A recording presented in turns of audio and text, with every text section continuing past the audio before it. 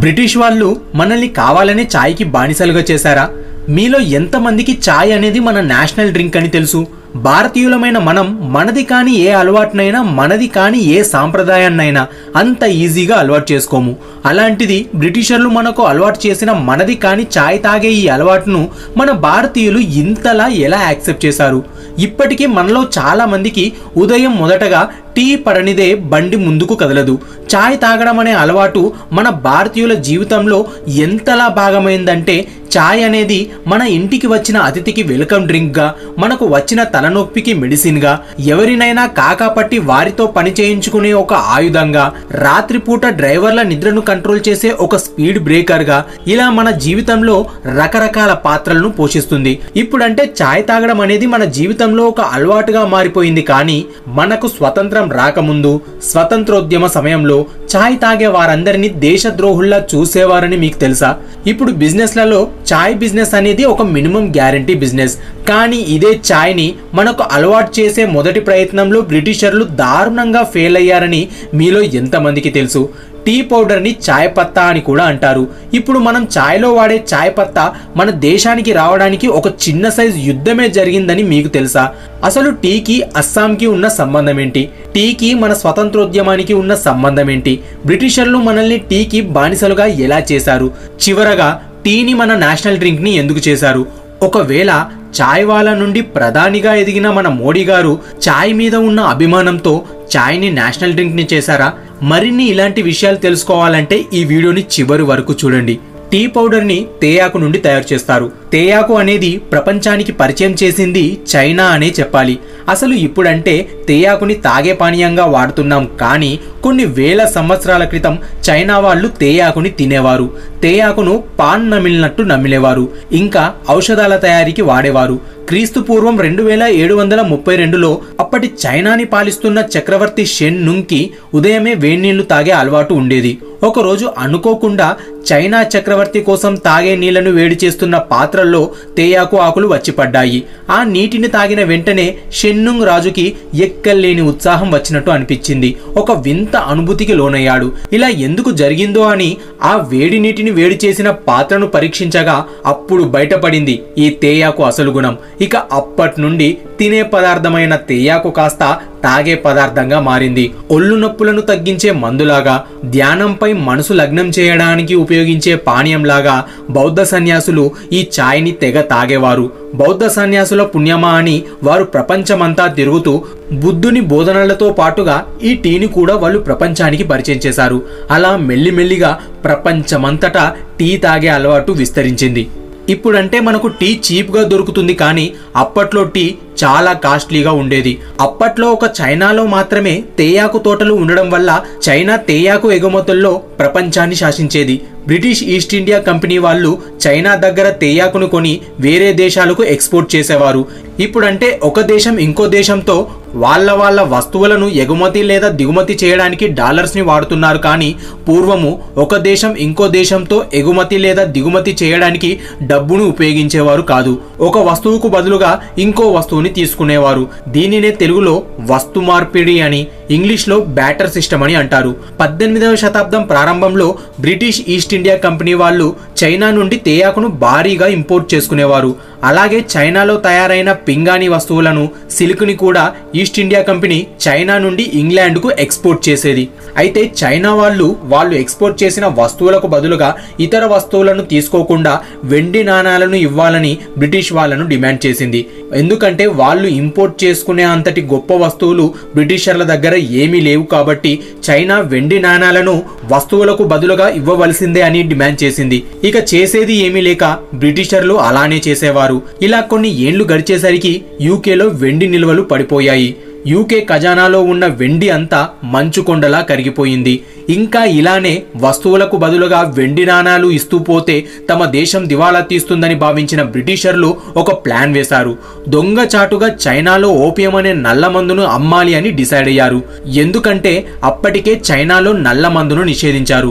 ఈ నల్ల మందును పండించడానికి బ్రిటిషర్లు మన దేశంలోని బెంగాల్ ప్రెసిడెన్సీని ఎంచుకున్నారు.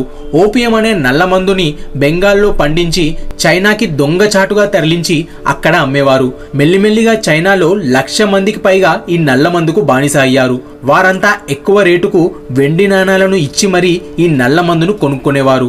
అలా నల్ల మందు అమ్మగా వచ్చిన వెండి నాణాలతో బ్రిటిషర్లు చైనా నుండి తేయాకును ఇంపోర్ట్ చేసుకునేవారు. కొన్ని సంవత్సరాలకు బ్రిటిషర్లు తమ దేశంలో దొంగచాటుగా చేస్తున్న నల్ల మందు వ్యాపారం గురించి తెలుసుకున్న చైనా రాజులు ఆగ్రహంతో ఊగిపోయి బ్రిటిషర్లతో ఒక మోస్తారు యుద్ధం చేశారు.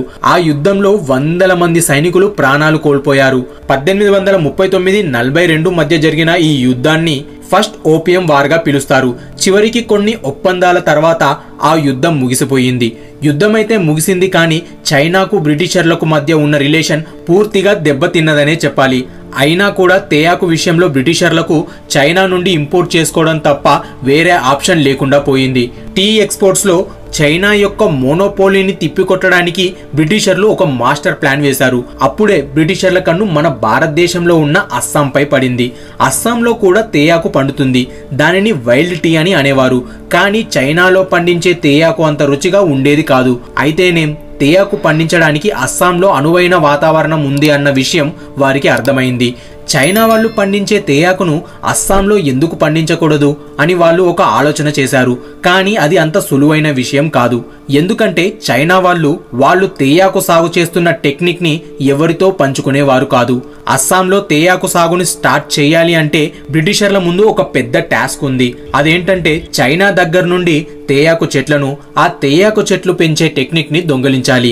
ఇందుకోసం బ్రిటిష్ ఈస్ట్ ఇండియా కంపెనీ ఒక బ్రిటిష్ బొటానిస్ట్ ని అండర్ కవర్ ఏజెంట్ గా చైనాకు పంపింది.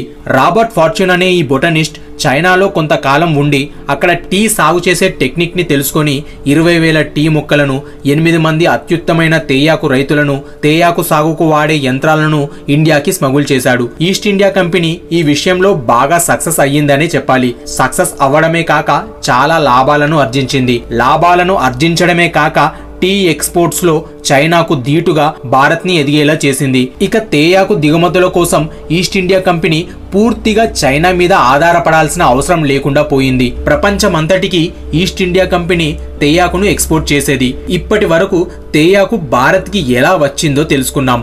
అసలైంది మన భారతీయుల జీవితాల్లోకి టీ ఎలా వచ్చిందో తెలుసుకుందాం. మొదటి ప్రపంచ యుద్ధం తర్వాత తేయాకు ఎగుమతులు దారుణంగా పడిపోయాయి. ఇటు చూస్తే మన దేశంలో విపరీతంగా తేయాకు పండుతుంది. అప్పుడే బ్రిటిషర్లకు మన భారతీయులకు టీని అలవాటు చేస్తే బాగుంటుంది కదా అన్న ఆలోచన వచ్చింది. అందుకోసం టీ సెస్ కమిటీని ఏర్పాటు చేశారు. వాళ్ళు టీని పాపులర్ చేయడానికి అడ్వర్టైజ్ చేసేవారు.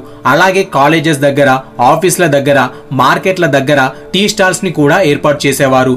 అయినా కూడా టీకి వారు అనుకున్నంత ఆదరణ రాలేదనే చెప్పాలి. ఎందుకంటే మొదట్లో టీని మన వాళ్ళంతా నల్ల మందు కన్నా భయంకరమైన మాదక ద్రవ్యంగా భావించేవాళ్ళు. అప్పుడే గాంధీ గారు స్వదేశీ మూవ్మెంట్ ని తీసుకొచ్చారు. మన వారంతా విదేశీ వస్తువులను బహిష్కరించేవారు. అలాగే అప్పట్లో టీ తోటలో పనిచేస్తున్న కార్మికులను బ్రిటిషర్లు నానా హింసలు పెట్టేవారు. గాంధీ గారు దీన్ని ఖండించేవారు కూడా. ఇక స్వతంత్రోద్యమ సమయంలో అప్పటికే స్వదేశీ మూవ్మెంట్ నడుస్తుంది కాబట్టి అప్పుడే వచ్చిన టీని తాగే వారందరినీ దేశద్రోహులుగా చూసేవారు. ఈ విషయం తెలుసుకున్న బ్రిటిషర్లు వెంటనే వాళ్ళ మార్కెటింగ్ స్ట్రాటజీని మార్చేశారు. టీ ప్రకటనల్లో దేశీయ టచ్ ని ఇచ్చేవారు. టీని స్వదేశీ డ్రింక్ గా ప్రమోట్ చేసేవాళ్ళు. ఇప్పుడు మీకు కనిపిస్తున్న ఫోటోను చూస్తే మీకే అర్థమవుతుంది. రైల్వే స్టేషన్లలో, పెద్ద పెద్ద నగరాల్లోని మార్కెట్లలో టీ షాప్స్ ని పెట్టి అందరినీ అట్రాక్ట్ చేసేవాళ్ళు. దారిన పోయే వారికి టీని టేస్ట్ చేయమని ఫ్రీగా ఇచ్చేవాళ్ళు. రైల్వే స్టేషన్లలో ప్రత్యేకమైన టీ స్టాళ్లు పెట్టడం మాత్రమే కాదు, ప్రకటనలతో హోరెత్తించేవాళ్ళు. ఆనాటి ఒక ప్రకటన బోర్డు ఇప్పటికీ పశ్చిమ బెంగాల్లోని దమ్దమ్ రైల్వే స్టేషన్ లో 3వ నెంబర్ ప్లాట్ఫారం పై మనకు ఇప్పటికీ కనిపిస్తుంది. ఇలా ఒక్కసారి టీని రుచి చూసిన వాళ్ళు నచ్చితే తాగడం ప్రారంభించేవారు. కొన్ని రోజులకు చిన్న చిన్న టీ పొడి పొట్లాలను అనా రెండనాలకు అమ్మడం మొదలుపెట్టారు. టీ రుచికి అలవాటు పడిన వారు ఆ పొట్లాలను కొనుక్కొని ఇంట్లోనే చిక్కటి బర్రె పాలతో కాచుకొని తాగేవాళ్ళు. రాను రాను ప్రజల ఆలోచనల్లో మార్పు వచ్చింది.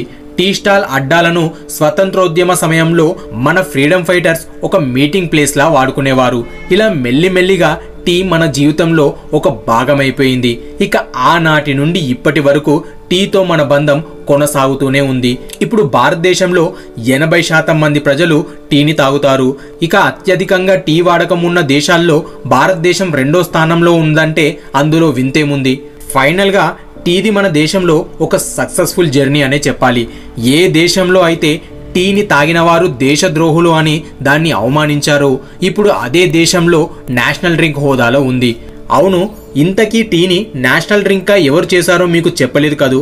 మీరు ఆ విషయం తెలుసుకునే ముందు ఫ్రెండ్స్, ఇప్పటి వరకు మీరు ఈ వీడియో చూసారంటే నా ఎక్స్ప్లెనేషన్ మీకు నచ్చిందని అనుకుంటున్నాను. మీకు కానీ ఈ వీడియో నచ్చితే ఈ వీడియోని లైక్ చేయండి. మీరు టీ లవరా లేదా కాఫీ లవరా అన్న విషయం కామెంట్లో టైప్ చేయండి. టీని ఇష్టపడే వాళ్ళు ఎక్కువగా ఉంటారా లేదా కాఫీని ఇష్టపడే వాళ్ళు ఎక్కువగా ఉంటారా అన్న విషయం నేను తెలుసుకోవాలి అని అనుకుంటున్నాను. మీరు చేసే కామెంట్ కానీ లైక్ కానీ మా ఛానల్కి ఎంతగానో హెల్ప్ అవుతుంది. టీని మన నేషనల్ డ్రింక్గా 2013లో ప్రకటించారు. అప్పుడు సెంట్రల్లో మోడీ గారి గవర్నమెంట్ లేదు. అప్పటి ఫార్మర్ కమిషన్ డిప్యూటీ చైర్మన్ అయిన మాంటెక్ సింగ్ అహ్లూవాలియా గారు టీని నేషనల్ డ్రింక్గా అనౌన్స్ చేశారు. Thanks for watching.